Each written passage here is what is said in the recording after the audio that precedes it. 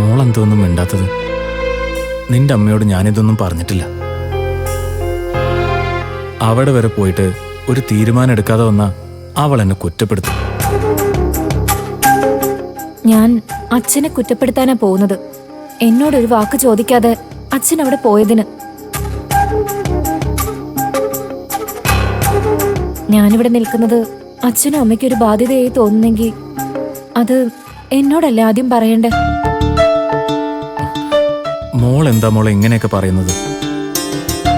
അച്ഛനും നിന്റെ കാര്യത്തിൽ ഒരു ഉത്തരവാദിത്വമല്ലേ?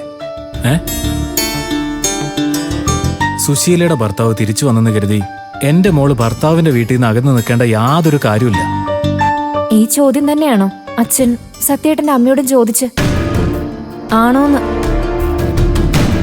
അതിനുള്ള ധൈര്യം എന്റെ അച്ഛനുണ്ടായോ? ഇല്ല അല്ലേ? അവിടെ ചെന്ന് അവര് പറയുന്നതൊക്കെ ശരിവെച്ചു കൊടുക്കും. എന്നിട്ട് ഇവിടെ വന്ന് ഉത്തരവാദിത്തത്തെക്കുറിച്ച് പറയും.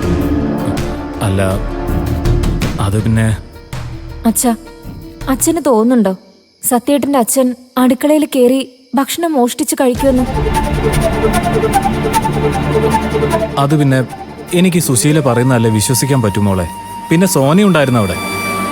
അതിന്റെ പേരില് ദേ അയാളെ സുശീല ശിക്ഷിക്കുകയും ചെയ്തു. അവരെന്ത് വേണമെങ്കിലും ചെയ്തോട്ടെ അച്ഛാ. അതിന്റെ ഫലം അവര് തന്നെ പിന്നീട് അനുഭവിച്ചോളൂ. അവരുടെ വാക്ക് കേട്ട് അച്ഛൻ ആ മനുഷ്യനെ വിലയിരുത്താതിരുന്നാ മതി. മോളെ, അതിന് നീ ആ മനുഷ്യനെ കണ്ടിട്ട് പോലും ഇല്ലല്ലോ. പിന്നെ എങ്ങനെ നിനക്ക് അയാളൊരു മാന്യനാണെന്ന് പറയാൻ പറ്റും? എനിക്ക് പറ്റൂ അച്ഛാ. അനുവേട്ടത്തെയും ഏട്ടത്തിയുടെ അച്ഛനും ഒക്കെ ആ മനുഷ്യനെ അംഗീകരിക്കുന്നുണ്ടെങ്കിൽ അദ്ദേഹം ഒരു നല്ല വ്യക്തിയായിരിക്കുമെന്ന് എനിക്ക് ഉറപ്പുണ്ട്. അല്ല, മോളെക്കുറിച്ചും അയാൾ നല്ല വാക്കാണ് പറഞ്ഞതേ. കുടുംബത്തില് ഇനി മോളെ മാത്രമേ കാണാനുള്ളൂന്നും പിന്നെ മോളെ ഒന്ന് കാണാൻ ആഗ്രഹിക്കുന്നു പറഞ്ഞു. എനിക്കും ആഗ്രഹമുണ്ട് സത്യേട്ടന്റെ അച്ഛനെ ഒന്ന് കാണാൻ. ഭർത്താവിന്റെ അച്ഛനെ സ്വന്തം അച്ഛനെ പോലെ തന്നെ കാണണമെന്നല്ലേ? അല്ല, അതൊക്കെ ശരിയാണ് മോളെ. പക്ഷേ ആദ്യം ഈ സത്യൻ സ്വന്തം അച്ഛനെ അംഗീകരിക്കണം. എന്നിട്ടേ നീ ആ മനുഷ്യനെ അച്ഛാന്ന് വിളിക്കാൻ പോലും പാടുള്ളൂ. അതെന്താ അച്ഛാ അങ്ങനെ? ഇന്ദ്രേട്ടൻ അംഗീകരിച്ചിട്ടാണോ അനുവേട്ടത്തി അദ്ദേഹത്തെ അച്ഛാന്ന് വിളിക്കുന്നത്? ആണോ?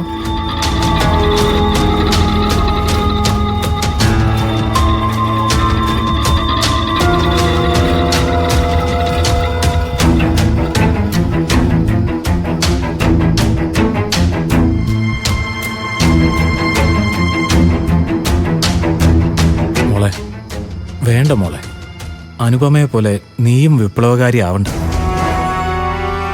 സുശീലയാണെങ്കിൽ അത് ഒരിക്കലും വകവെച്ച് തരികയില്ല. അനുപമയ്ക്ക് തന്നെ ഇപ്പൊ അവിടുന്ന് പോവേണ്ടി വന്നില്ലേ? മോൾ ഏതായാലും ആ മനുഷ്യൻ അവിടുന്ന് പോയ ശേഷം പോയാ മതി. സുശീലയും അത് തന്നെ പറയുന്നേ. ഓ, അത് ശരി. ഇതാണോ അച്ഛനും മക്കളുടെ കാര്യത്തിലുള്ള ഉത്തരവാദിത്വം? ഞാൻ വിചാരിച്ചത് നാളെ തന്നെ അച്ഛൻ എന്നെ സത്യേട്ടന്റെ വീട്ടിലേക്ക് പറഞ്ഞു വിടുന്ന. അയ്യോ മോളെ, എനിക്ക് ആഗ്രഹമില്ലാഞ്ഞിട്ടാണോ? ഞാൻ സമ്മതിച്ചാ നീ പോകുമെന്ന് എനിക്കറിയാം. പക്ഷേ അത് അപകടം മോളെ. എന്തായാലും ഇത്രയും നാൾ മോളൂടെ കാത്തില്ലേ? ഇനി അധിക നാളൊന്നും സുശീല അയാളെ അവിടെ നിർത്താൻ പോകുന്നില്ല.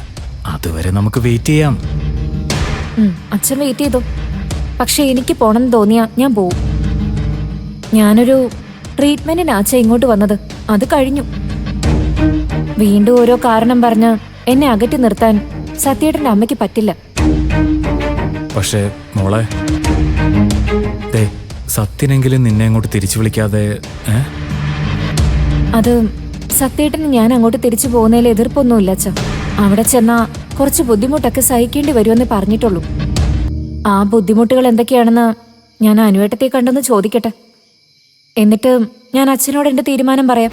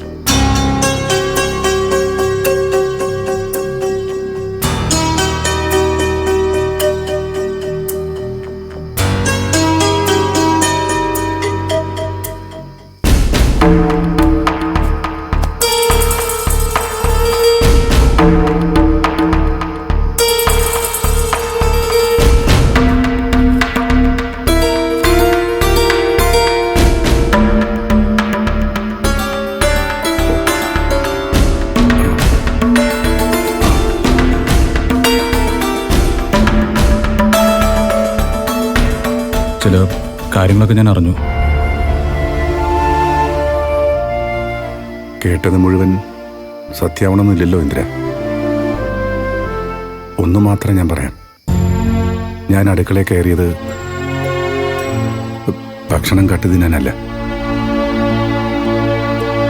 പട്ടിണി കിടന്ന് മരിക്കേണ്ടി വന്നാലും അത് ഞാൻ ചെയ്യില്ലെന്ന് എന്തെന്നെങ്കിലും വിശ്വസിക്കണം. സത്യം എന്താണെന്ന് എനിക്കറിയാം. അതുകൊണ്ടാ ഞാൻ വന്ന് സംസാരിക്കുന്നത്.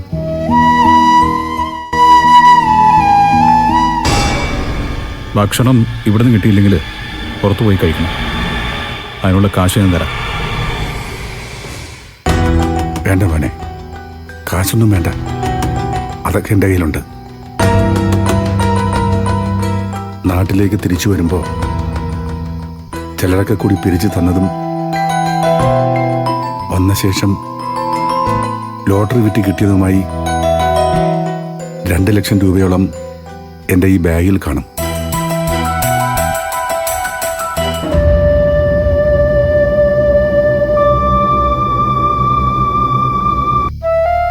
ആഹാരത്തിന് അതിൽ നിന്നെടുക്കാം. പക്ഷേ ഈ വീട് വിട്ട് ഇവിടുന്ന് ഇറങ്ങിയ പിന്നെ എനിക്കിങ്ങോട്ട് തിരിച്ചു വരാൻ കഴിഞ്ഞില്ലെങ്കിലോ എന്നാ. എന്തായാലും നിനക്കിത് പറയാൻ തോന്നിയല്ലോ, അതൊരാശ്വാസം. ഇത്രയും കാശൊക്കെ എന്തിനാ കയ്യിൽ കൊണ്ടു നടക്കുന്നത്?